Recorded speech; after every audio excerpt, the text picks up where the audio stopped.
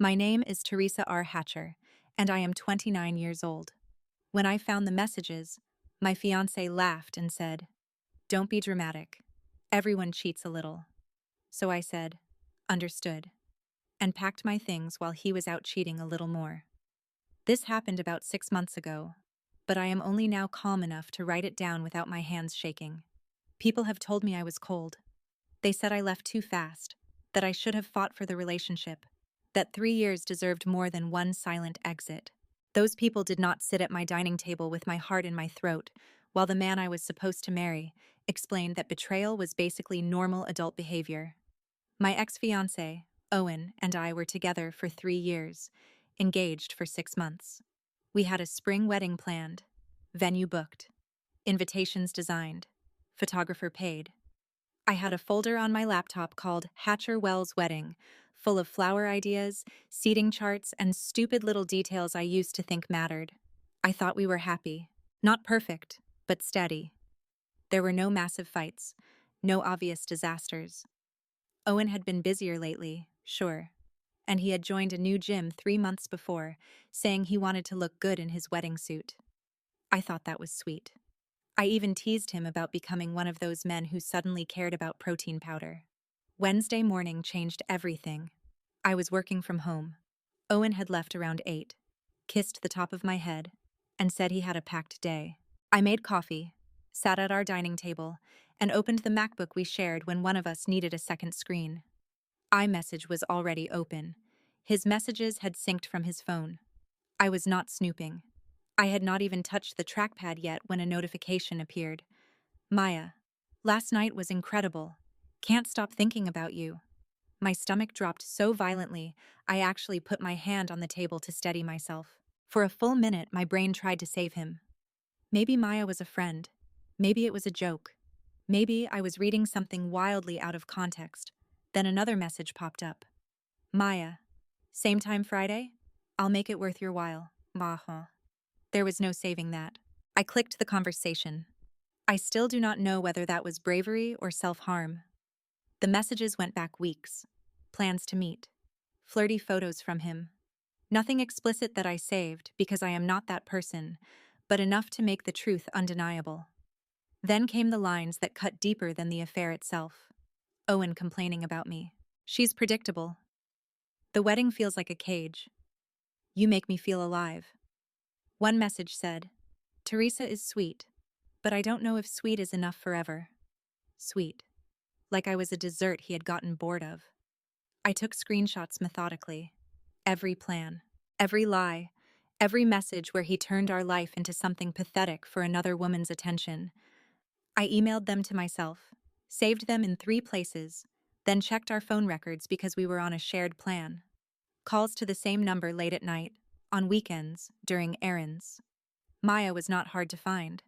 Fitness trainer, gym selfies, motivational captions. Owen had liked almost every post. By 5:30, I had not worked a single minute. I had called in sick and spent the day feeling like someone had rearranged my insides. Then Owen came home cheerful. "Hey babe," he said, dropping his keys in the bowl. "How was working from home?" I sat on the couch, staring at him.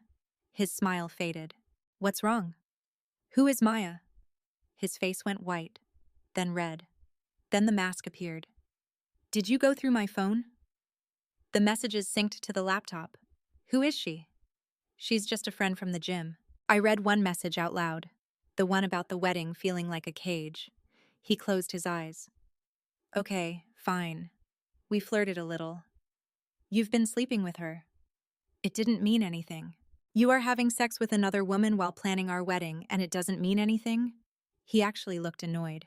"It's physical. I love you. That's why I'm marrying you." Then came the excuses. I did not make him feel desired. I was too routine. He had cold feet. He needed to explore before settling down. We went in circles until I finally asked, "How is any of this okay?" He laughed. "Don't be dramatic," he said. "Everyone cheats a little." The apartment went silent. Something inside me switched off.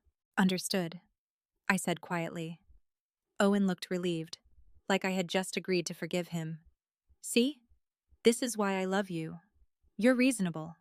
We can work through this. Then he checked his phone and said he had drinks with the guys. I knew he was meeting Maya.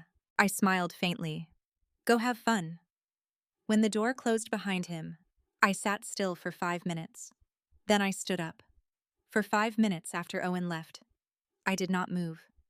The apartment was still warm from his presence, still carrying the smell of his cologne, still full of wedding brochures and framed photos that suddenly looked like props from someone else's life.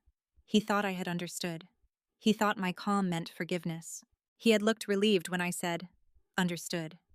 Because men like Owen always mistake a woman's silence for surrender. Then I stood up and got to work. First, the money. We had a joint checking account for bills, groceries, little shared expenses. I transferred exactly my half into my personal account and took screenshots of every step. Then I opened our wedding savings account. $12,000.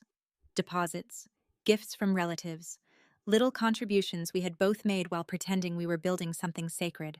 I transferred half, documented everything, and left his half untouched. I was not stealing. I was separating. There was a difference, and I knew he would try to blur it later. Second, the lease. Both our names were on it. 6 months left. I read the early termination clause twice. 2-month penalty. Fine. I would pay my share. He could keep the apartment, keep the furniture, keep the life he had been so bored with while sneaking around with Maya. Third, the wedding. It was too late to call vendors, so I drafted emails to all of them. Venue, photographer, caterer, florist, DJ, cake designer. Due to unforeseen circumstances, we need to cancel our wedding booking. Please send information regarding cancellation policies and applicable fees. Professional, brief, nothing emotional, nothing he could forward around to prove I was hysterical. Fourth, the inventory. I walked room to room with my phone, recording what was mine, what was his, what we had bought together. Most of the couch and dining furniture came from Owen's family. Let him keep it. The television was mine. The coffee maker was mine. My desk, monitor, books, clothes, grandmother's quilt, framed photo of my parents, kitchen tools I had paid for. All mine. It was strange how quickly a home becomes a checklist when love leaves the room. At 10, I texted my older brother Miles. Are you free tomorrow afternoon? I need your truck. I'm moving out. He called immediately. Teresa, what happened? Owen's been cheating. I found out today. I'm leaving while he's at work. There was a long silence. Then his voice went low. I'll be there at 2. Don't worry about anything. Owen came home around 11:30. I was already in bed pretending to sleep. He slid beside me and whispered, You awake? I did not answer. He fell asleep within minutes, like a man with no conscience to keep him company. I stayed awake until 2 in the morning, staring at the ceiling, planning every drawer, every box, every exit. Thursday morning, he was cheerful. He stood in the bathroom fixing his hair, looking at himself like nothing in the world had changed. About last night, he said. Thank you for being mature. I know it was a lot to process. I made a small sound. So we're good? He asked. We'll work through it? We're good, I said. He smiled at his reflection. I knew you'd understand. You're not like other women. You're evolved. He kissed my cheek and said, Love you. I did not say it back. He did not notice. The second his car pulled away, I started packing.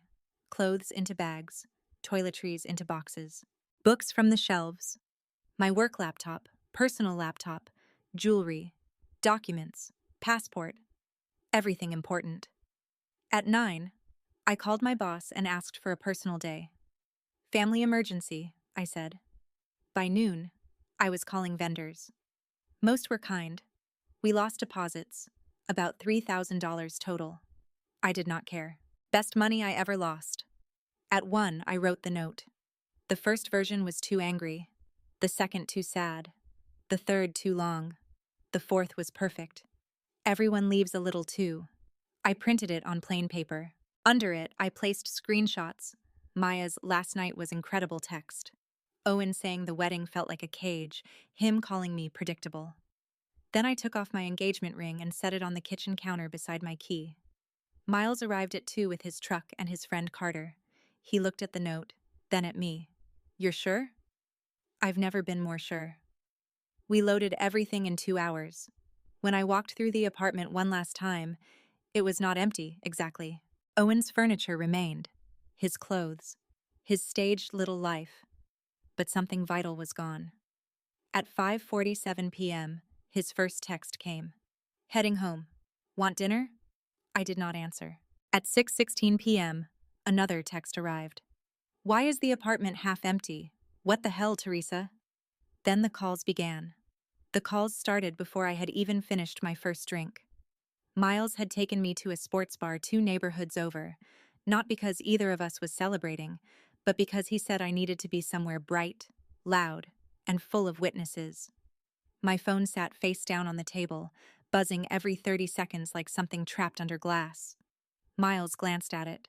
"You going to answer?" "No." "Good." At first, Owen was angry. That part was predictable. "You went through my messages and this is how you react?" Then, "You're acting like a child." Then, "We could have talked about this like adults." I stared at the words and almost laughed. Adults. The same man who had been sleeping with his trainer while choosing wedding flowers suddenly wanted adult communication. By 7, confusion replaced anger. "Where did you even go? Are you at a hotel? Did Miles help you?" By 7:30, he had found the note. "Everyone leaves a little too? Really? You think you're clever?" Then came the screenshots. "You printed these? This is insane." At 8:30, the tone shifted again. "Okay, I'm sorry. I shouldn't have said those things to Maya. Can we please just talk?" That was the pattern for the rest of the night. Rage, confusion, insult, apology, promise, rage again. "I'll end it with her. You're the one I want to marry. Maya means nothing." Then, near 11. "Fine. Be like this. You're throwing away something good over nothing. I hope you're happy." At 11:30, I finally replied. "I am." Then I blocked him. He called Miles next. Miles declined and blocked him too.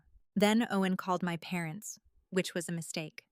I had already told them everything the night before, not because I needed permission, but because I knew Owen would try to get ahead of the story.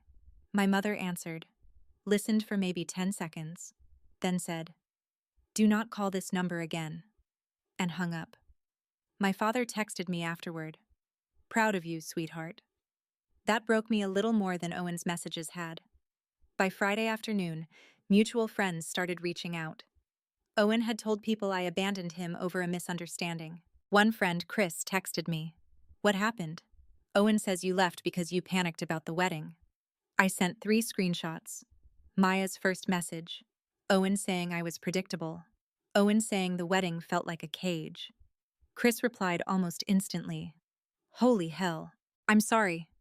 Do you want me to tell people the truth if they ask?" I wrote back, "Only if they ask." Word spread anyway. Truth has a strange way of moving faster when someone else is already lying.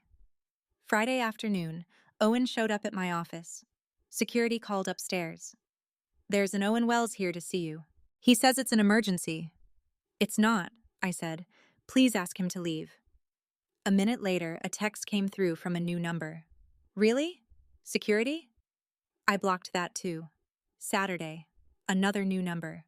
"5 minutes, Teresa. We were going to get married. Doesn't that mean anything?"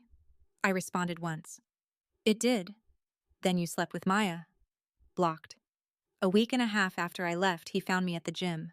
I had switched locations specifically to avoid him, but apparently desperation makes people resourceful.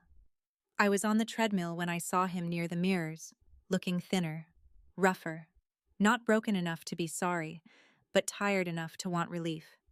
He walked up like he had a right to my space. "We need to talk." "No, we don't. I deserve an explanation." I stopped the treadmill and stepped down slowly.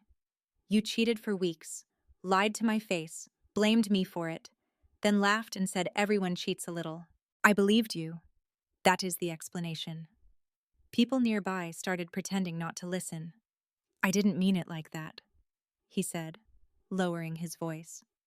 That is exactly how you meant it. You meant cheating didn't matter. So I treated the relationship like it didn't matter either. His face tightened. That's not fair. Neither was Maya. He followed me toward the locker room. What about the wedding deposits? We're losing thousands. I canceled everything. I ate the cost, worth every penny. You can't just decide we're done.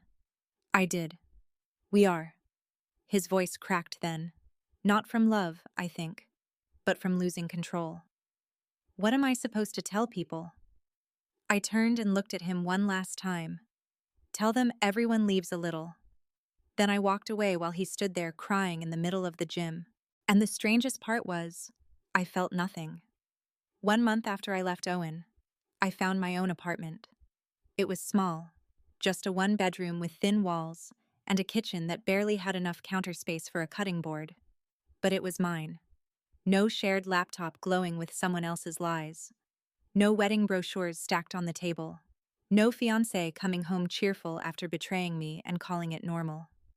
I signed a month-to-month lease because I was not ready to commit to anything long-term, not even a living room. Work got better almost immediately, which surprised me. I had spent months blaming wedding stress for how distracted I felt. But now, I understood I had been living beside a secret my body sensed before my mind did. My boss praised a project I finished the week after I moved. I almost cried in the bathroom afterward because being seen for something other than my pain felt unfamiliar. I started therapy too. Turns out finding out your fiancé cheated, then being told you were dramatic for expecting loyalty, does strange things to your head. My therapist helped me untangle the hardest part. Owen's affair was not proof that I was boring, predictable, or not enough. It was proof that he was willing to destroy trust, and then ask me to help clean up the glass. Owen kept trying. 3 new numbers the first month. Blocked. An email from a burner account. Blocked. A message through a mutual friend saying he just wanted closure. I said he could find closure in the empty apartment he came home to.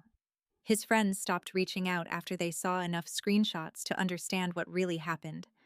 Maya, apparently, ghosted him the second the situation became messy. The woman who made him feel alive did not want to deal with him once consequences started breathing down his neck. Shocking. 6 weeks later would have been our wedding date. I took myself to a steakhouse alone. I wore the dress I had bought for our rehearsal dinner, ordered an expensive whiskey, and toasted the empty chair across from me. Not to Owen, not to what we lost. To the version of myself who chose humiliation for one day over self-betrayal for a lifetime. Around 2 months out, I started seeing someone casually. His name was Daniel, a friend of a friend. Nothing serious. He knew I was fresh out of something ugly and did not push. The first time he asked if I wanted to grab dinner, I said, "Just us, right? No Maya hiding in the parking lot?" He laughed, then saw my face and stopped. I told him the short version. He did not defend Owen. He did not ask what I had done to make him cheat. He simply said, "I'm sorry that happened to you." Basic empathy. The bar was in hell, but still, it felt like water after smoke.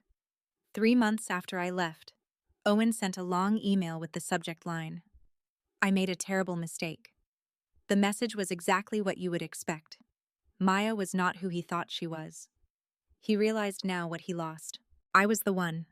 We were good together. Everyone makes mistakes. He wanted to try again. He said we should not throw away our history. I replied with one sentence. Everyone cheats a little, remember? Maybe you were just exploring. Don't be dramatic. Then I blocked his email. A month later, I heard from Chris that Owen was engaged to someone he met on a dating app after 6 weeks. Maybe he was trying to prove he was desirable. Maybe he was trying to outrun shame. Maybe he just needed someone new to tell him he was not the villain. I did not care enough to find out. That part of my life belonged to someone else now. 6 months later, I am good. Actually good.